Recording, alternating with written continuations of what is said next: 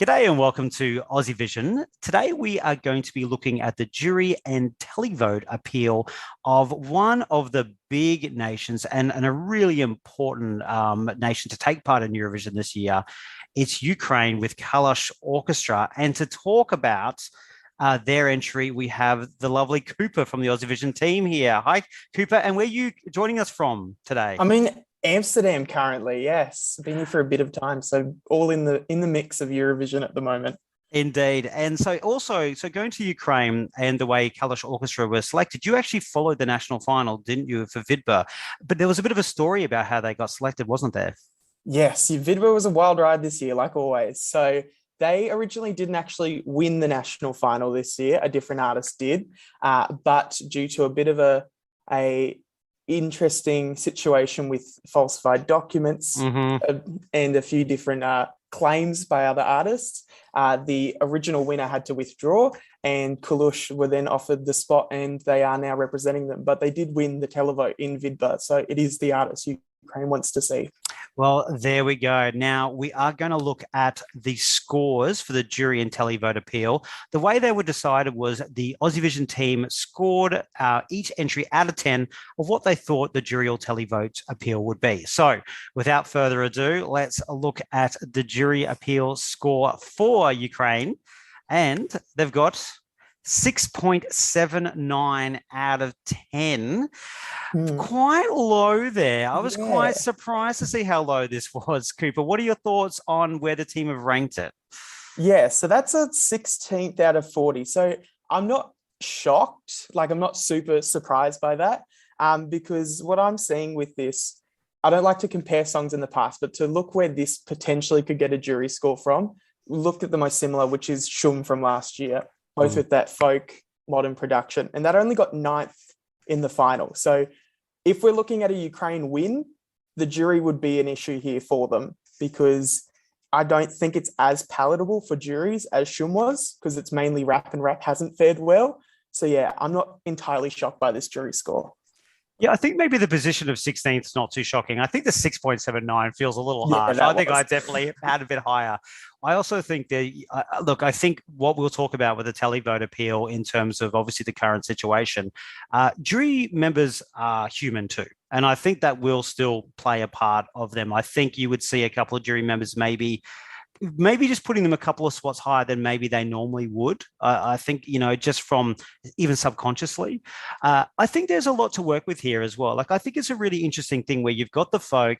Look, yeah, I agree with you on the rap. It's not like super jury friendly, but that kind of vocal is done well. I think maybe we're getting a bit used to this kind of music at Eurovision, Yeah, so maybe the jury might be a bit more palatable to it. yeah. Absolutely. And especially, it isn't exactly what the juries love, especially Western country, European countries. They love a radio friendly song. This isn't that. But we've seen in recent history and trends that these more unique songs are starting to get higher placements. Well, look, okay, that was a 6.79 from the jury, which was, pretty low. Let's have a look at the televote. I think it might be a little bit higher there. Now, the team have given them out of 10 a 9.14, which is third Oh, place overall. Much, much higher there, Cooper. Are you yes. surprised? What do you think of this result? No, not at all. This is definitely like this is a televote song if it's anything. It's got everything that makes televote song. It is loud, especially in this year's group of songs. It is more of a slower tempoed year, and this song is going to stand out just because of that already. It is got that folk element, and especially Australian televoters, we love to vote for an ethnic entry, and a lot of countries do. So adding all that together with the current situation, it is even if that wasn't happening, it would still get a really high televote score. But adding that in, it'll just etch it up just a bit more. Yeah, I totally agree. Forget the situation, blank canvas. Like their performance at Vidba was really infectious, high energy. I wanted them to win. I thought it was brilliant. Yeah, And I think they will bring that to the stage and more. So I totally agree. I think it would be high. Maybe I don't think it'd be 9.1 high. I'd probably be no, giving it the eights if it was a blank canvas. But, we cannot forget the current situation that's happening. It's the reality that it's in.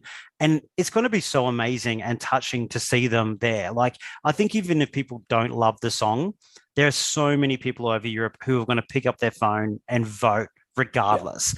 And I actually think it like it was. I think it would win the televote at this stage on that kind of on basis. But where that ends up going, we'll wait and see. But it's a very good entry on its own right. But yeah, you've got to say it's gonna do well on the televote. Yeah, absolutely. I think it more solidifies where, like, comfortably it will get a score, not then helping it more than it should be.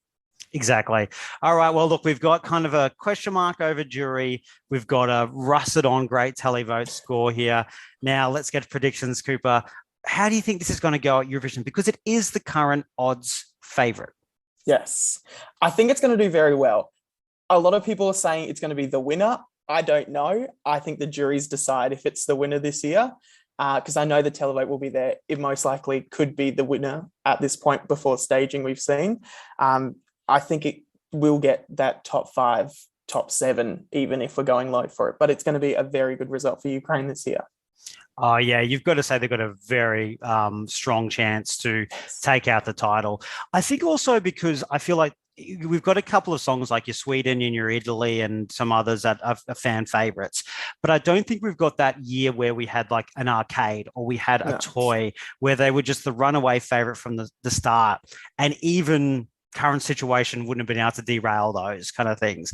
Where it's a little bit more open, I feel like it allows maybe the sentiment to come into play with a very strong song already. Yeah. So I think if they don't win, they'll be second or third minimum, in my opinion. Very, very high. Yeah, absolutely. At this stage, I totally agree with you. Juries will decide the ultimate outcome, though. Yeah, 100%. It's a great song, and it deserves to be up there if it does get there. Indeed. All right. Well, look, it's really interesting. It's going to be a very interesting year to see how the whole thing plays out. But I think number one thing, it's just going to be incredible that Ukraine are actually going to be participating, and most likely, touch wood, everything goes okay, that they will be on the stage in Turin, which will just be absolutely fantastic. Absolutely. Can't wait for it. Awesome. Well, thanks very much for joining us. Thanks for the chat, Cooper, and we'll speak soon. Catch you later.